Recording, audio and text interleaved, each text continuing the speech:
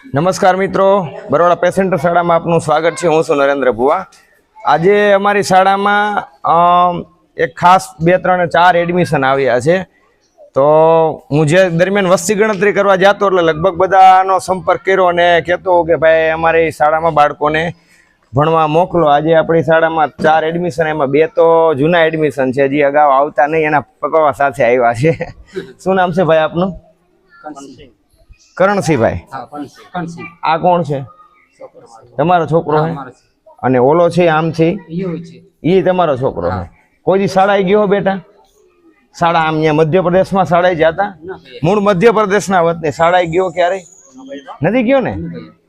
ત્યાં નામ ને એવું કાંઈ છે જ નહીં ને? એનો જન્મ તારીખનો દાખલો કે આ તે કઈ એવું નથી? કાંઈ નથી? તો આપણી પાસે આધાર કાર્ડ છે એનું?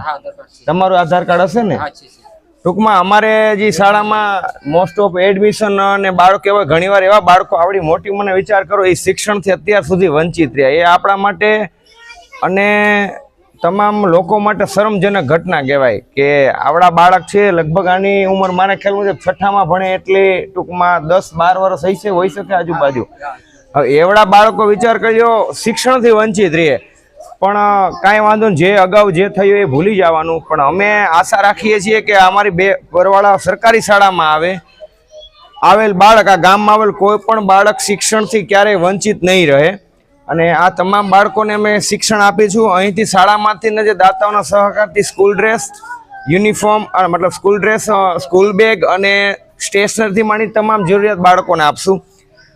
અને આશા રાખીએ કે આવા જે પણ બાળકો છે, કોઈ પણ બાળક શિક્ષણથી વંચિત નહીં રહે અને તમામ બાળકોને શિક્ષણનો ખરેખર અધિકાર છે। અને હજી હું તમને બી કહું છું કે અહીંયા આવ્યા પછી બાળકને 2 સમય તો જમવાનું મળશે, બપોરે મળે મધ્યાહન ભોજન અને સાંજે નાસ્તો બી બાળકોને જમવામાં મળે છે, એટલે એ કંઈ ચિંતા નથી કરવાની। જે પણ હવે આવ્યા પછી તમામ જવાબદારી અમારા શાળા પરિવારની રહેશે।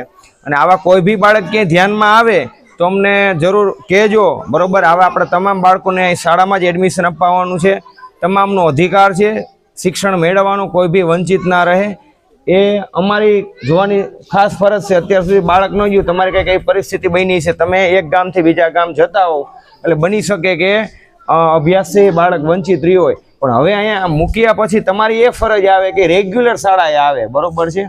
અને આવશે, મજા આવશે ને મજા? હા તો પાડ હવે જો અહીંયા તમારે રમવા માટેનું મોટું ગ્રાઉન્ડ છે, પછી તમારે રમવા માટે નાના બોલ છે, દડા ઝાઝા બધા, તારી ઉંમરના છોકરા છે અને તમારી ભાષા બોલતા જ છોકરા છે। અને એક અમારે ખાસ પ્રોબ્લેમ એ આવતો હોય લેંગ્વેજનો, અહીં ગુજરાતી બોલાતી હોય, એ લોકો હિન્દી બી ના બોલતા હોય અને એક એની અલગ જ તમારી એક લેંગ્વેજ છે, એટલે ઘણીવાર એ ના સમજીએ કે તમે બીજા અગાઉ બાળકો ભણ્યા એનો મદદ લઈએ અને એની સાથે વાતચીત કરતા હોઈએ છીએ।